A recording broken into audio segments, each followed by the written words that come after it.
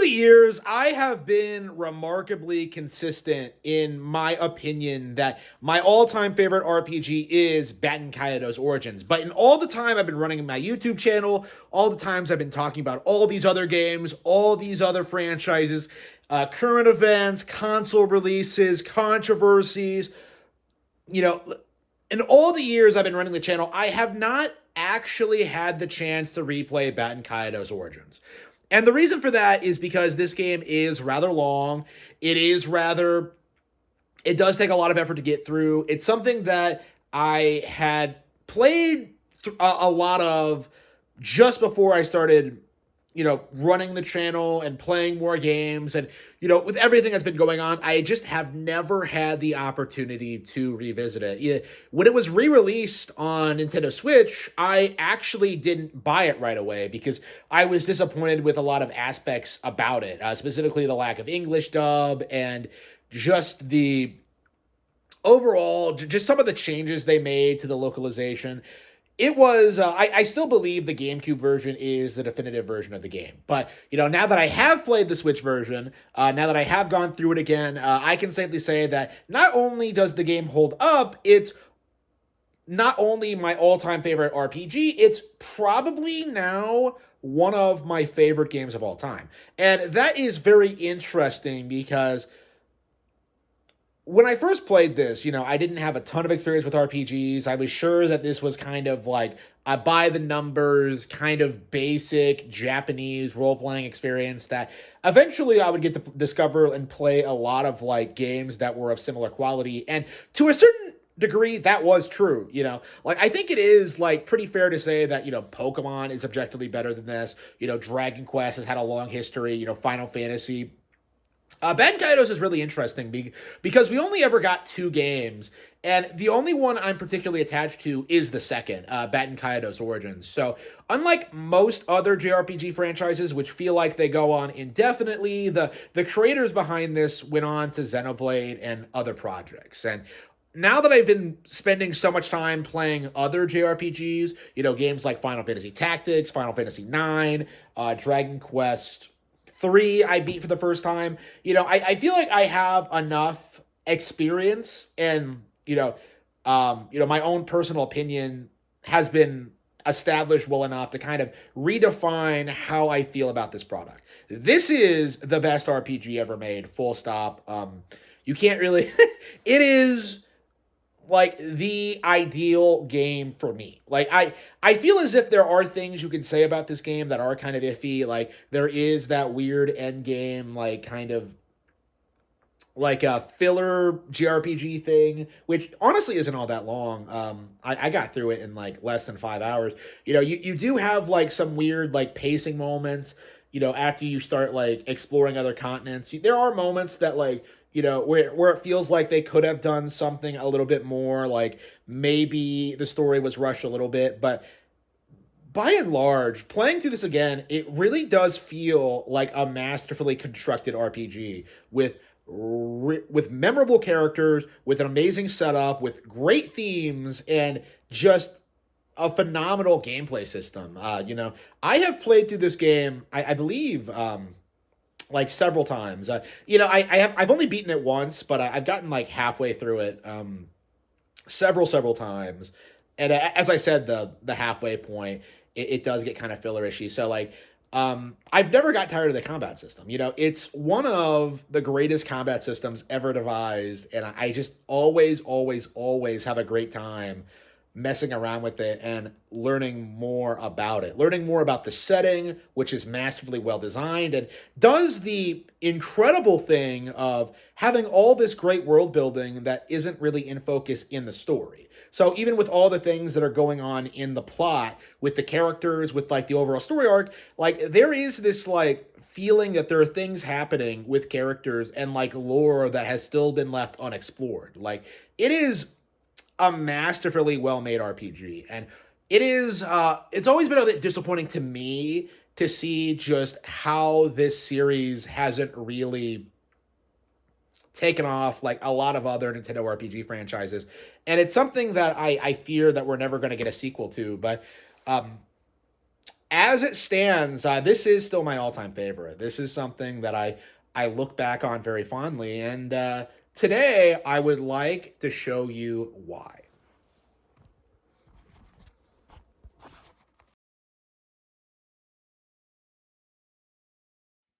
It's very interesting to take a look at where exactly this game came from because this is a Monolith Soft property. Before they made Xenoblade, before they were acquired by Nintendo, this is what they were doing during their Bandai Namco days.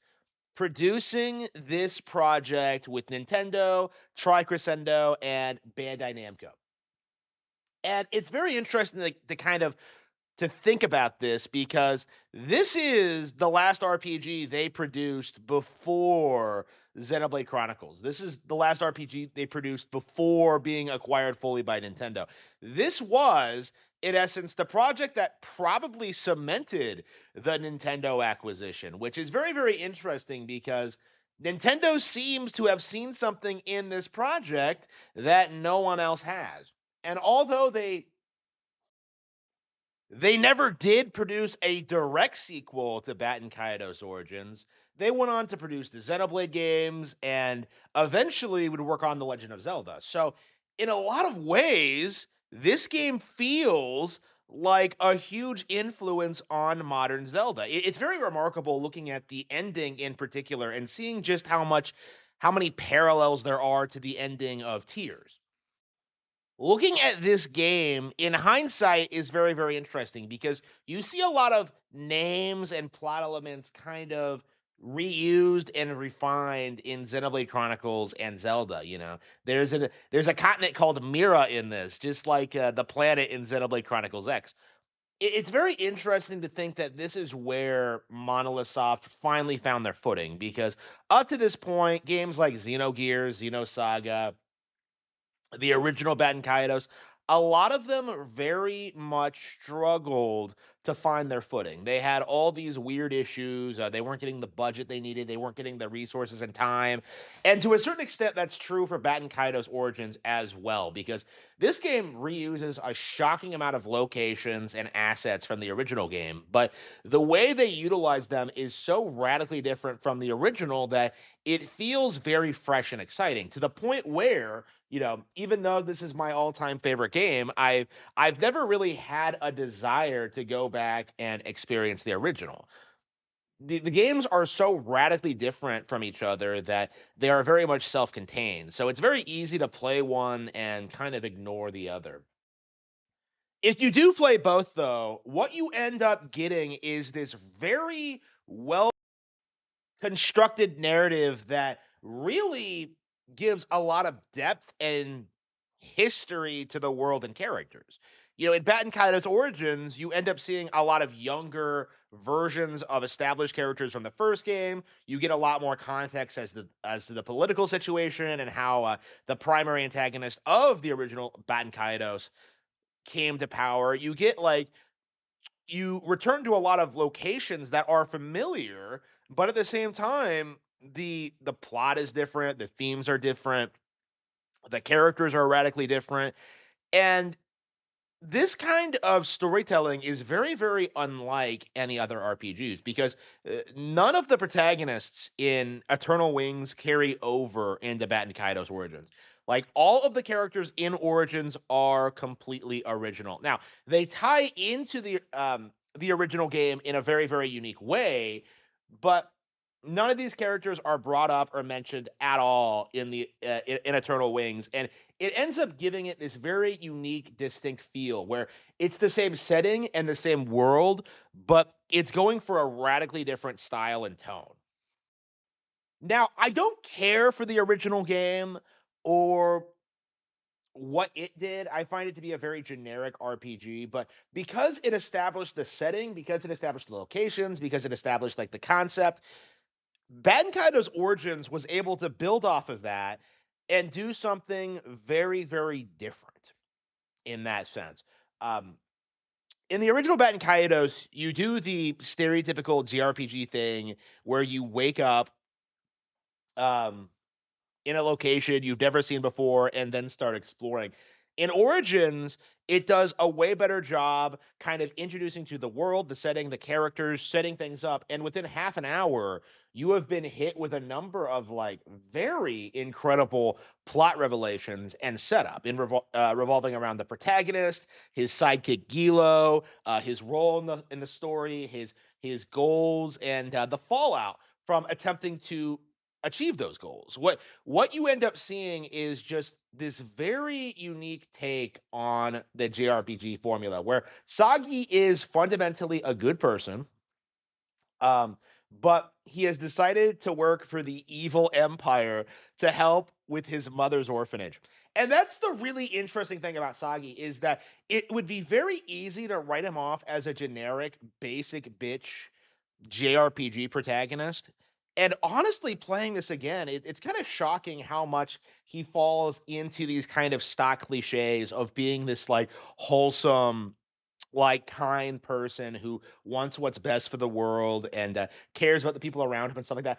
It seems like a very basic protagonist on the surface. But when you take into consideration what happened in the first game, in which the protagonist Callus actually betrays the party in a really unique way, Sagi being so basic and straightforward is actually kind of refreshing in this story. We've already gotten our edgy, dark, subversive protagonist, and Sagi being such a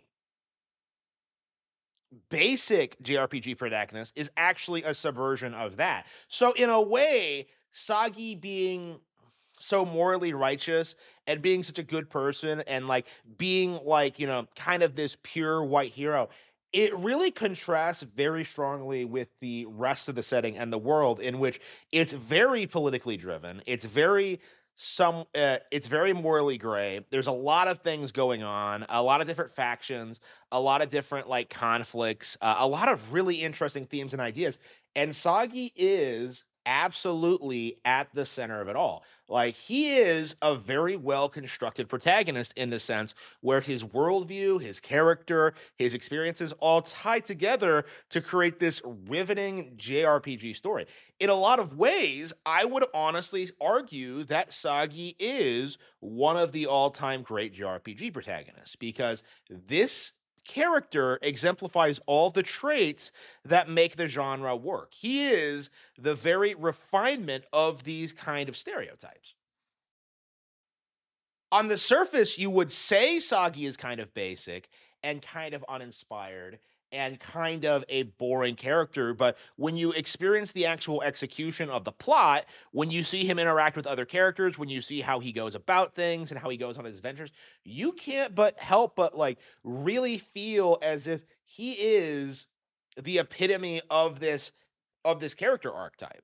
And that's just what makes it so great is that you really do feel like you are this legendary hero going out saving the world, meeting with kings, fighting giant robots, fighting evil gods, like it is just a really really well constructed fantasy story. And that's what makes me love it so much is that they do so much with this character.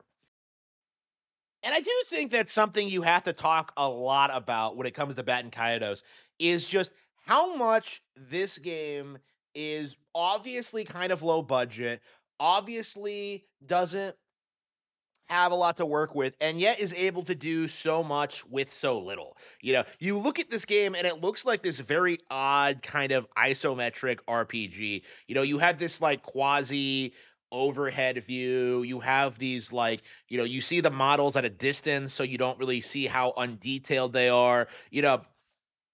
Like the environments look kind of like kind of simplistic, but at the end of the day, like when you really start to like play the game, like you really start to like admire like the artistry of the battle animations. You start to admire the background art. You start to admire like the artistry of certain locations. Like this clearly isn't a big budget RPG, but honestly it looks and plays quite a bit better than modern games like Baldur's Gate 3 or Expedition 33. Like, the combat system in this is so original, fresh, and exciting that honestly, even 20 years later, well, 19 as of this recording, I still have not gotten tired of it. There's so much you can do to like deck build and like unleash your attacks and just take advantage of this game's unique systems. Like, the game is so action based in this sense where you're constantly playing cards and constantly playing out your new move and constantly fighting new enemies with their own different strengths and weaknesses. It is pretty much impossible to get bored of the combat system. In fact, I would argue this very well may be one of the best JRPG combat systems ever made because it's very easy to understand, but at the same time, constantly throughout, you'll be getting new cards, you'll be unlocking new abilities, you'll be improving your MP gauge, and as a result of that, you can continue building up new and interesting combos. First you start using your like level 4 spells, and then your level 5 spells, and then your level 6 spells, and then you start like learning combos, and then like learning EX combos, and then by the end you're kind of doing like 10,000 points of damage with like one Sagi string. Like the game really feels like it's masterfully made in the sense where there's this constant feeling of progression. You're constantly learning new and interesting things. You're constantly feeling as if you're growing and evolving. And it does so in a way that's kind of different from other RPGs because it's not necessarily about the experience system. It's about what cards you have and how you implement your deck. There's all these weird kind of strats you can do to like improve your deck and like make it more effective. And honestly, I would say having a good deck is more important than having a high level. And having the good deck, you know, decks can be good against certain kind of enemies. You can have variety. You can experiment, and it's very interesting to kind of look at all the cards that are available and really start like experimenting with what you can use to get past any situation. One of the most notorious bosses in gaming, the Holo Bird. One of the things you want to do for that one is have a bunch of fire. Because the Holo Bird chicks are weak against fire, so you have to customize your deck to utilize a lot of fire elements in order to beat them more effectively and have some KFC because the Holo Bird is a bastard. So, things like that, like the game does such a great job implementing its unique combat system and making it feel very, very unique from other RPGs while still maintaining what's appealing about the genre. And the same goes for the visuals too, where on the surface they look very, very simplistic. But when you really start playing the game, when you start like experimenting with some of the things that happen, when you start like interacting with characters, like moving around, like doing solving puzzles, fighting enemies, like you end up very, very much thinking that in spite of how basic the visuals are, like how basic the models are, what they've come up with is a very unique visual style that kind of complements like the fantastic nature of the game. You have all these wild monsters, you have these fantastic locations, you're exploring palaces, you're exploring like cities in the clouds, you're exploring forests, and like all of them feel very, very distinct from any other fantasy RPG ever made. Because Baten Kaitos, more than I think any other RPG I've ever played, really goes to extraordinary lengths to depict the world as a lived in setting, where every area has its own culture, it has its own community, it has its own vibe, it has its own political structure, it has its own history, culture, and all of them are very, very unique visually. One of my favorite locations, Diadem, like it's every screen of Diadem is just oozing with this gorgeous imagery of just this land in the clouds. You see this gorgeous castle with clouds gushing out of it. You go inside and then you just see these like gorgeous fairy tale picturesque like storybook like imagery. It's remarkable like how on the surface this seems like this would be a very basic game visually, and yet constantly manages to wow you with these very, very impressive backdrops and just and areas that honestly didn't really need to exist. Some of the prettiest areas in this game are just random locations, and to me, that really just goes to show you just how much work and effort went into making this game so memorable and interesting. That such effort went into the environmental design. Now, for me personally, the reason why I think of this as the all-time best is because of the plot. Because I think more than any other RPG I've ever made, Ben Kaitos Origins feels like it has this very engaging plot that keeps you engaged all the way through. Like up until the 30 hours mark, there is no filler. Like everything is just impeccably well paced and presented. You get all this great build up and to these characters and their plot lines, which resolves in this really amazing sequence of events that is probably the single greatest plot revelation in the history of the medium. You get like all this clarification about the characters, their history, and all these like deep lore aspects to their characters. And then you spend like, about 10 hours or so going through the end game and like accomplishing everything you need to do to beat the final boss and unlock the final area and beat the game. Like even the filler aspect of this game works really, really well because, even after almost everything about the plot and the setting, uh you're still learning like new things about the characters. You're still like interacting with them and having these great sequences and just, getting to know them better and like really kind of closing out their storylines in an incredibly satisfying way. Like one of the interesting things about this and something that I don't really see a lot of people talking about is that this game very specifically has one of the best casts in gaming. This is a very unusually structured RPG in the sense where you only have three characters, right? Usually you would expect at least four, but in this one you get three. And that would seem like kind of a step down from what you usually get. But by only having three characters who are all voiced, who all have like these distinct backgrounds and personalities and motivations, by only having these three characters, what that ends up doing is having this incredibly tight knit cast that have storylines and character moments that kind of blend together to create like one of the greatest plots in the video game history. Like the characters in this are so well executed and so interesting that it's kind of remarkable that even after all this time that I still haven't found anything that even comes close to what they accomplished with this. For one thing, all of the characters have very close ties to everything that's going on.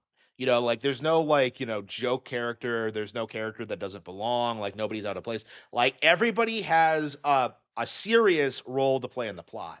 And what's more than that is that they all feel very organically close. They all feel like they're genuine friends. They all feel like they're all going on an adventure together. They all feel like they have this very interesting dynamic and relationship with one another. Like when the male and female lead get married at the end, like it's this really heart-wrenching moment that really kind of sells you on this idea that they are meant to be together and that it's probably one of my personal favorite love stories in all of gaming, truth be told.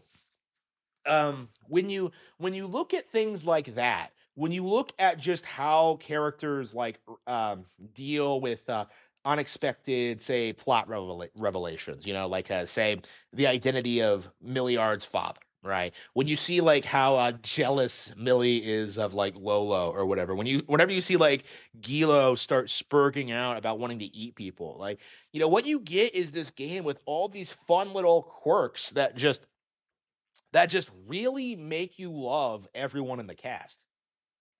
Now, I can nitpick and say Gilo isn't nearly as interesting as Sagi and Millie, especially Millie, who has really kind of cemented herself as one of my all-time favorite female JRPG characters ever. But you can nitpick about stuff like that, about like how some of the characters just don't feel like they do a whole lot. There are so many times when you go to an island and you interact with the locals there, and it almost feels as if like they're talking specifically to Sagi, which kind of makes sense when Gilo's there, but when Millie's there as well, it's just kind of it's you can nitpick things like that you don't spend enough time on other islands, but I feel as if the game just has such good pacing and like you're constantly progressing with the plot, you would never really notice or care about that. You know what I mean? Like, whatever issues this game has, like in the last 10 hours or so when you're doing the end game stuff and the writing quality takes a dip. You don't really care that nothing's happening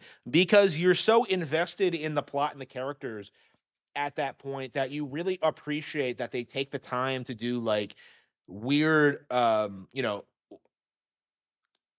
to flesh out the characters more. Because so much of like the filler end game is basically you just having certain elements of these characters fleshed out more and them opening up to you about certain things and setting up for the finale. It is it is remarkable seeing what they're able to accomplish here. Like even the end game filler quest is very well satisfying. It's very well presented. You're seeing new locations and new areas, and they aren't as fleshed out as the old ones, but at the same time, they have a unique design. They have boss fights. They have, they're well paced and they're fairly short. So you barely even notice that, like, not a whole lot happens while you're there. Like, the game's weakest aspects, like, don't really do a whole lot to hinder the experience overall. It's very interesting playing this as an adult because honestly, I love the game just as much as I did when I first played it in 2006, December 25th, 2006. This was an amazing experience from start to finish as a kid. And playing it again, it still remains my all-time favorite RPG. But it's very interesting playing it again and knowing exactly what I'm doing and kind of just going through all these plot lines, knowing exactly where they're going, knowing what's going to happen, not really being all that surprised by anything that happens in the story because all of the crazy plot twists and story revelations are things I went into it knowing. It's so odd playing it again because on one hand, this is not a super replayable RPG because it's so story driven and it's so very particular on you not knowing anything about the world or the characters that on a repeat playthrough, it's just the same thing over again. It's a very long game. It does take a lot of commitment to get through. And going through a lot of these areas again, it feels like they could have done a lot more with these plot lines and these characters. Like as a kid, I was blown away by the terrace plot line in Aza Village, where your friend Bine is suddenly exposed as being the bomber that caused a disaster that you came across earlier in the game. As a kid, the entire storyline blew me away, but as an adult, like it felt shockingly simplistic and shockingly basic and shockingly like obvious, But honestly, like I was kind of thinking about this, like playing it again. Like the reason why I was so impressed by the game's versatility as a kid was because of the pacing. The Asa felt very simplistic and basic on a repeat playthrough, right? Because I knew exactly what I was doing. I knew who did it. I knew like what I had to do to accomplish my goals. But on a first playthrough, you would never have any idea how any of it works. Like this quest line, it involves a lot of really interesting, unique mechanics where you're going around interrogating people, talking to randos, getting their testimony, and trying to figure out who could possibly be the bomber. And I suppose for a first time player, it could be thought that it could be like Almard, it could be someone unrelated, like. I feel like if you're going through the mystery of it all, you would not immediately go to buying. And I suppose this is the game's core problem and something that you can't really find fault with it for. Like the idea that you can only really experience it once. Like this game is so great, it's so all encompassing, it's so iconic. It's like, the my personal favorite RPG ever that, I kind of know everything about the story and the characters and the plot. And as a result, just kind of like I will never again experience it for the first time. And that was definitely something I was feeling while I was going through some of these areas and experiencing some of these like unique mechanics and locations. Is that like it's something I've done several times before over the years. It's something that I'll never experience for the first time again, and it's lost a lot of its luster for that reason. But you can't really blame the game for something like that. For a game that like really excels at intrigue, which really excels at character building, which excels at plot twists, which excels at like, all these things that you can only experience once, like the fact that it works as well as it does, even when you know everything about the plot, is nothing short of remarkable. Now, on my mi- on my playthrough of this, I did notice some weird things in regards to continuity. There's that really amazing plot twist. Like towards the end where a lot of the characters have their it's a pivotal plot point for a lot of characters. Like I was going through that and like experiencing all these great like well executed scenes. Millie is exposed as a potential traitor. Gilo is the one who killed Malpertio. Sagi is an afterling. Like a Mali Theater. All of these things are like huge like revelations for the plot that completely change everything and completely change the trajectory of the game. And something I realized on a repeat playthrough doing this, uh, like where is Varys during all of this? Because like, the entire setup for this thing is that Varys is, he's gonna try and do something about Baelheit. You have to go to the Senate. You have to like prevent Baelheit from becoming emperor at all costs. Like they're gonna do everything it takes to uh, to s- to get some political capital to like deal with the election. And what ends up happening is that like Baelheit wins the election and Varys just kind of disappears for a bit until the ending.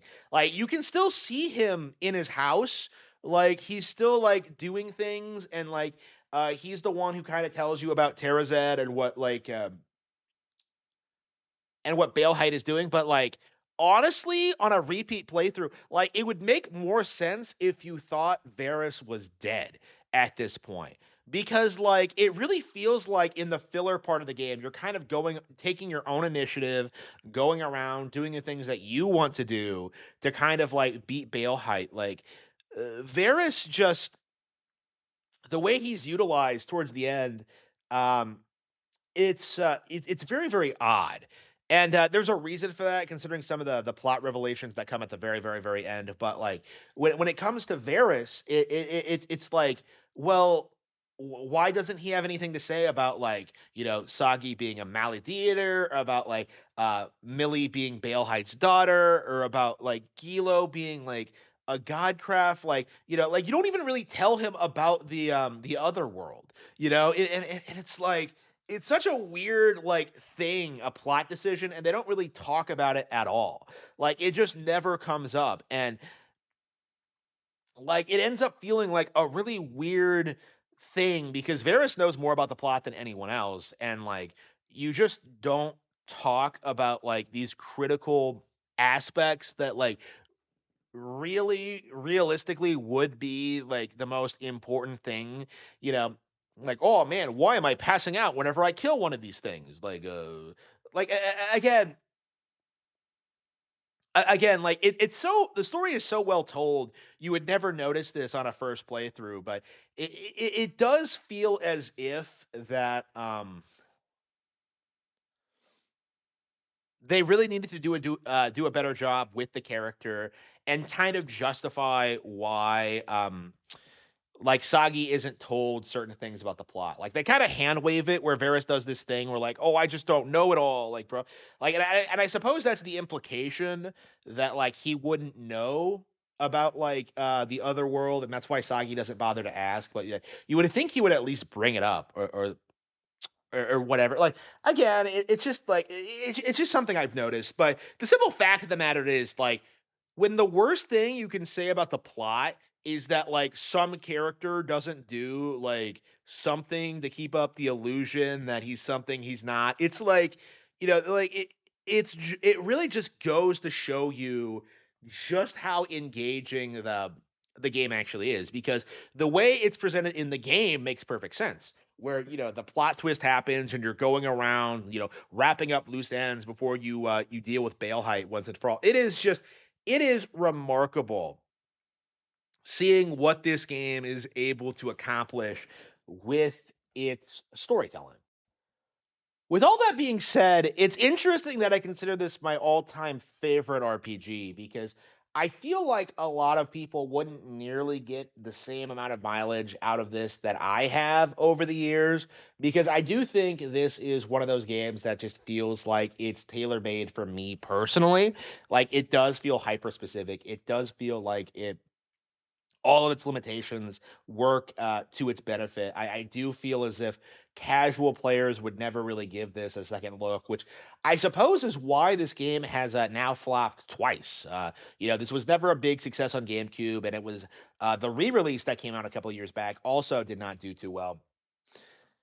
It's very interesting looking back on this game and its legacy and re-experiencing it again and kind of thinking about like what I want to experience in RPGs because in a lot of ways this is kind of like Yeast in that regard where it's not like some anime weeaboo high school bullshit where like all the girls love you for no reason and all that. Like it's a genuine like adventure story like with this fun like political drama backdrop and like very interesting antagonists and a great story. This is what I want to see out of RPGs. This is the kind of stuff I like. And it's very embarrassing to me as a fan of like RPGs, like seeing so many people like talking about banging bears and like who their high school GF is and persona. Like it's like come on. Like it where is all the love and appreciation for genuinely good RPGs? Like today, I would say that like the modern day equivalent to this is probably Xenoblade Chronicles 3, another Monolith Soft game that like went way under the radar and still is not talked about as one of the best RPGs of the decade because the industry very successfully buried it. uh, Xenoblade Chronicles 3 also had an engaging plot, amazing characters, like amazing themes, just had all of this like these fantastic elements that really built it up as this fantastic RPG. And it was written off because like, it doesn't have underage girls like Xenoblade Chronicles 2. Like that was the genuine response by the community when being given Xenoblade Chronicles 3 was to start bitching about how the female characters don't show enough skin. Like that is the unfortunate reality of this industry is this community, this genre is that so many people like hyper fixate on things like that. Things that don't really matter. Things that are like um things that don't make the game better or worse in any way, but simply feel a void in these people's lives. I just have such a huge issue with this idea that Nintendo somehow censors games or doesn't produce games with like high quality stories when things like this exist, when Xenoblade Chronicles 3 exists.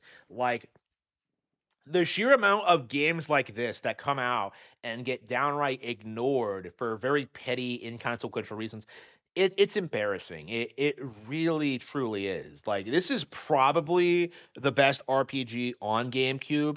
It's probably a toss up between this and Fire Emblem Path of Radiance. Actually, uh, this is a great game, objectively speaking, and yet not a single person like really acknowledges it. Nobody plays it. Nobody talks about it.